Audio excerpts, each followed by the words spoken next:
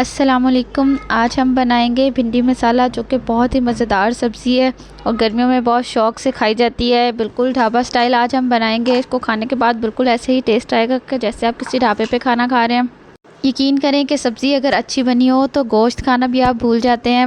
بھنڈی کی سبزی میں آج صرف ہم ایک چیز کا اضافہ کریں گے، جو کہ کیری ہے یا اسے کچا آم بھی کہتے ہیں۔ اس کے ساتھ اس کا بہت ہی مزیدار اور الگ سا کمبینیشن بنے گا۔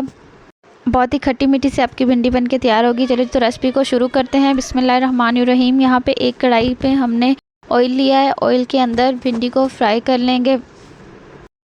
1 کلو یہاں پہ بھنڈی لی ہے میں نے، اور دھو کے اچھی طرح سے ان کو ڈرائی کر لیا تھا۔ ڈرائی ہونے کے بعد اس طرح سے میں نے اس کی کٹنگ کر لی ہے۔ 1 انچ سے چھوٹے ٹکڑے اس طرح سے میں نے کٹنگ کر کے رکھ لیے۔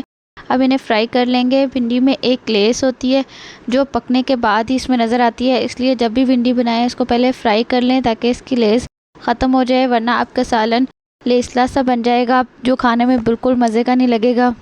بھنڈی فرائی کرنے کے لیے بہت زیادہ آئل کی ضرورت نہیں ہوتی ہے۔ دیکھیں جتنا آئل میں نے ڈالا ہے یہ بالکل کافی ہے، اسی میں اچھی طرح سے بھنڈی فرائی ہو جائے گی۔ تقریباً 15 سے 20 منٹ لگیں گے اور آپ کی بھنڈی یہ دیکھیں لیس بالکل ختم ہو گئی ہے، اچھی طرح سے بھنڈی فرائی ہو گئی ہے، بالکل نرم ہو گئی ہے۔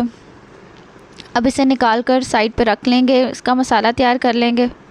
اسی آئل میں ہم پیاز فرائی کر لیں گے۔ آدھا کلو یہاں پہ میں نے پیاز لیا، اسے باریک لچھوں میں کاٹ لیا ہے، اس کو اچھی طرح سے فرائی کر لیں گے۔ پیازوں کا کلر یہاں پہ ہم نے ڈارک براؤن نہیں کرنا، بالکل ہلکا سا سافٹ کر لینا ہے۔ اس طرح سے پیاز بھنڈی میں بہت زیادہ مزے کے لگتے ہیں۔ یہاں پہ تقریباً 10 منٹ لگے ہیں اور پیاز بالکل سافٹ ہو چکے ہیں۔ اب اس میں 3 عدد ٹماٹر اور 3 سبز مرچیں باریک کاٹ کر ڈال دیں گے۔ اچھی طرح سے ان کو بھی سافٹ ہونے تک پکا لیں گے۔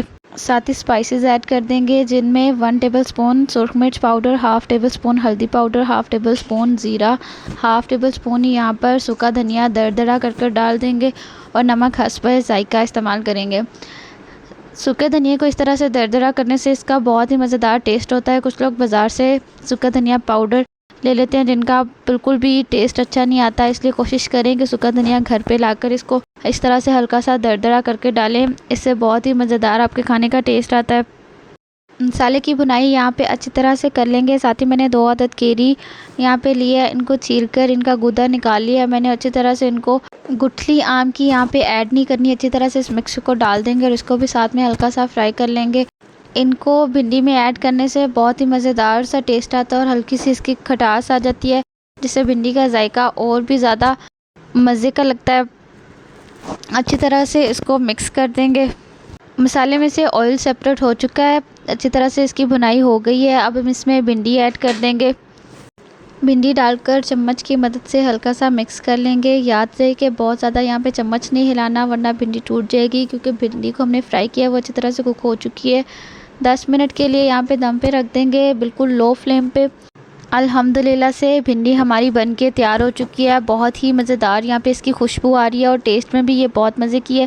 ابھی میں آپ کو ڈش آؤٹ کر کے دکھا رہی ہوں، یہ دیکھیں بالکل الگ سی اور منفرد سی یہاں پہ مسالہ بھنڈی بن کے تیار ہوئی ہے۔ گرم گرم چپاتی یا پراٹھے کے ساتھ کھائیں، بہت ہی مزے کی یہ لگے گی۔